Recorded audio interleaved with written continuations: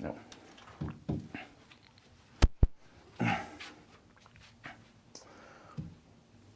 Chris and Brandon with the Kabuki Strength Team. On our grip series, you've got to hit bench for grip, right?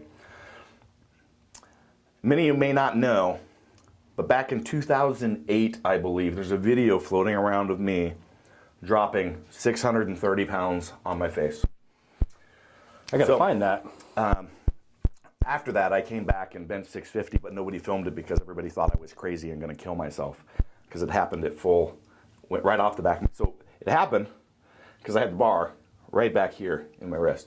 And you could see it in all my lifts back then too, the bobble in my elbows because of the force transfer and the spring I built in. So you want to eliminate power loss all along the chain. Everything needs to be connected. Shoulders, fires to elbow, fires to this weight right here. We start getting this weight off center here, we're going to have issues. You're going to start putting shear stress. Back then I used to have tons of elbow issues, that pulling through here on the elbow. So it's really critical that we grab the bar. Now the best position is easy. I'm going to take out Brandon. Boom. It's our striking position. Right? You're not going to strike somebody like this. Come on, Brandon.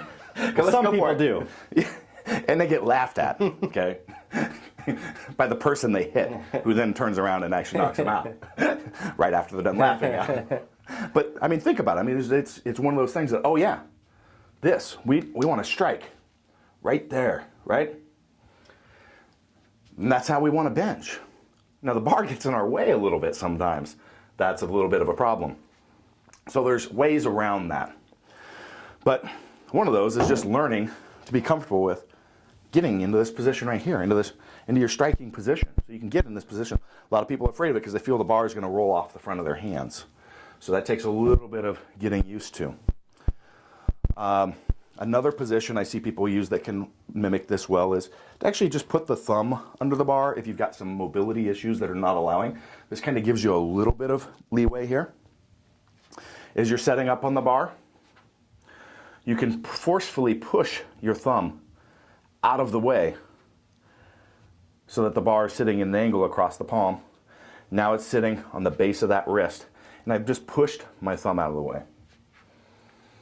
A lot of people ask me about my false grip. So false grip is not recommended. One, the risk of doing it, and you also just don't get maximal basically engagement because you're not actually able to grip the bar. Anytime that you can actually grab the bar, you're going to get better power through all the supporting muscles. So the false grip, you can't grip the bar, but it does relieve because you can get that bar placed in perfect position sitting on the wrist, relieve the stress on the elbow. So I do false grip because of all the elbow trauma I have, and I've had surgery on both arms. So that's the answer to that. It's not something I recommend. But for me, it's a risk-benefit analysis. So I'm going to compromise some weight on my bench press so that I can lift longer. Because if I don't, it's going to shorten my lifting career on the bench press. We also want to think about, we've talked about this pinky on a lot of our lifts. You don't want to forget that either. So think about as you grab the bar, think about making that hand wide. And also make sure you're contracting that pinky. That way we can get that lat engagement. The other, and I've only discussed this on the Duffin bar series, but I'll show it with Brandon here, is you don't want to be driving with this part of your hand. You want to be driving through this area right here.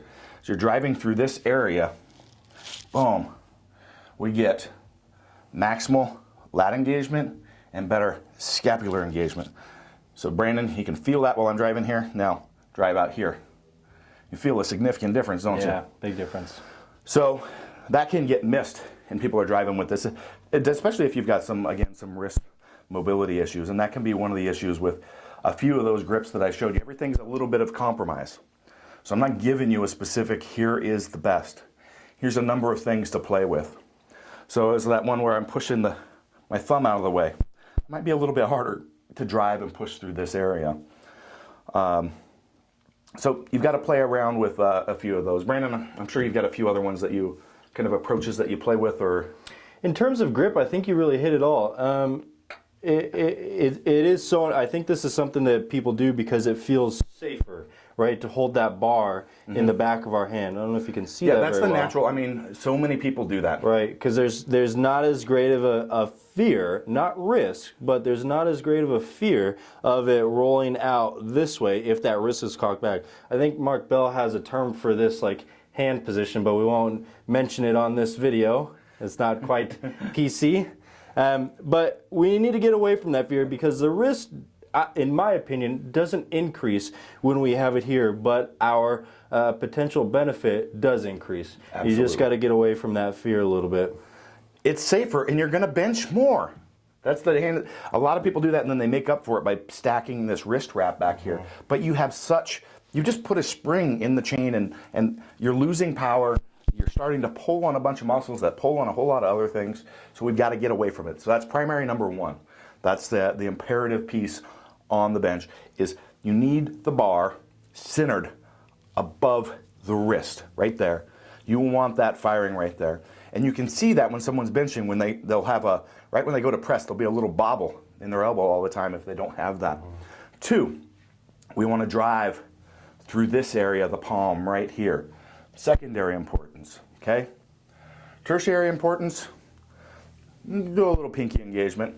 That might help a little bit. That's not going to be a big night or day winner on this one, but it can have a significant difference, especially with people that are suffering from lat engagement issues. We recently had an individual that had a shoulder dislocation, and that single pinky cue was able to get him back to lifting after 2 years because that really helped him get this, holding this structure, getting that integrated into the core. So that would be how I would rate those primary. And there's a few different ways that we showed you to go about getting some different hand positions that will allow you to do that. A lot of it's just going to be grip width combined with a wrist mobility and what works for you and what you feel comfortable with. All right. Yep. I think that wraps it up.